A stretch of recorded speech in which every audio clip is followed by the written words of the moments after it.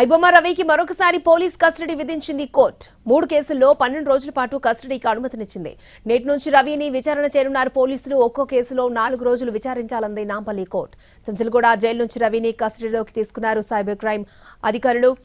ఇక్కడి నుంచి cyber crime ఆఫీస్కి తరలించారు.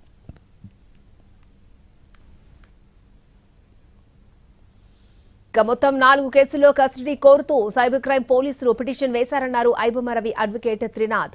ఒక కేసు డిస్మిస్ చేస్తూ 3 కేసుల్లో రవిని కస్టడీకి ఇచ్చారని తెలిపారు ఆయన. హిట్, తండేల్ సినిమాలతో పాటు మరొక సినిమా పైరసీకి సంబంధించిన అంశంలో 3 కేసులు సైబర్ క్రైమ్ పోలీసులు నమోదు చేశారని వివరించారు. ఈ 3 కేసుల్లో కోర్టు కస్టడీకి అనుమతించిందని స్పష్టం చేశారు. ఒక్కో కేసుకు సంబంధించి 4 రోజుల పాటు కస్టడీకి ఇచ్చిందంటున్న ఐబొమ్మ రవి అడ్వకేట్ త్రినాథ్తో మా ప్రతినిధి రాధాకృష్ణ ఫేస్ టు ఫేస్. కొద్దిసేపటి క్రితమే చంచల్గూడ జైలు నుండి కస్టడీలకు తీసుకుని సైబర్ క్రైమ్ కార్యాలయానికి అయితే తరలించారు. మరొక వైపు ఇవాళ అతని విచారణ కూడా ప్రారంభం కాబోతుంది. ఈ రోజు నుండి మొదలు పెడితే 29వ తేదీ వరకు ఈ విచారణ అయితే సాగబోతుంది. అసలు రవిని కస్టడీకి ఇచ్చిన అంశాలకు సంబంధించి మనతో మాట్లాడడానికి అడ్వకేట్ శ్రీనాథ్ ఉన్నారు. ఏంటంటే అసలు రవికి సంబంధించి దాదాపు 12 రోజులు కస్టడీ ఇచ్చారు. ఏ కేసులు ఏంటి, ఏం చెప్తున్నారు? పోయిన నెల 14వ తారీఖు రవిని క్రైమ్ 155/2025లో అరెస్ట్ చేయడం జరిగింది. దాని తర్వాత ఇంకో 4 కేసెస్ కూడా తన మీద రిజిస్టర్ అయిన విషయం కూడా మీకు తెలిసిందే. అయితే ఈ 4 కేసెస్లలో పీటీ వారెంట్ వేసి అందులో రెగ్యులరైజ్ చేసి అందులో కూడా ఇన్వెస్టిగేషన్ కోసం అని చెప్పేసి కింద లోవర్ కోర్టులో పోలీస్ కస్టడీ పిటిషన్ ఫైల్ చేశారు. అందులో జడ్జి గారు ఒక్క కేసులో డిస్మిస్ చేస్తూ మిగతా 3 కేసెస్లలో ఒక్కొక్క రోజు ఇన్వెస్టిగేషన్కి ఇచ్చినారు. సో ఆ టైం సరిపోదని చెప్పేసి జిల్లా కోర్టుకి ఆశ్రయించడం జరిగినది పోలీసు వాళ్ళు. అందులో ఒక్కొక్క కేసులో 4 days కస్టడీ ఇచ్చినారు. ఇవాళనే స్టార్ట్ అయింది.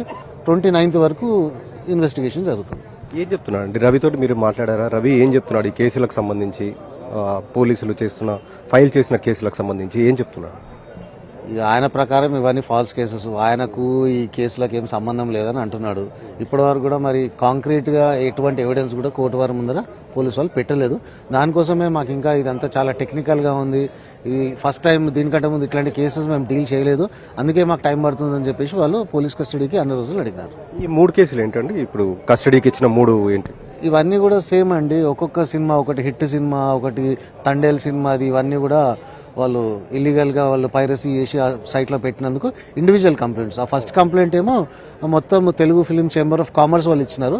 ఇందులోనేమో ఇండివిజువల్ ప్రొడ్యూసర్స్ ఇచ్చినారు కంప్లైంట్. ఇది ప్రస్తుతం అడ్వకేట్ రవికి సంబంధించిన చెప్తున్న వివరాలు.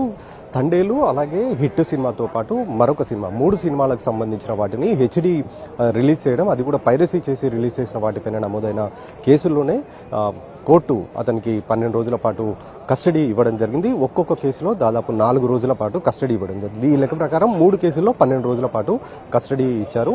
ఈ నెల 29 వరకు కూడా రవిని విచారించనున్నారు సైబర్ క్రైమ్ పోలీసులు. Cameraman Malleshwar, Radhakrishna TV, Hyderabad.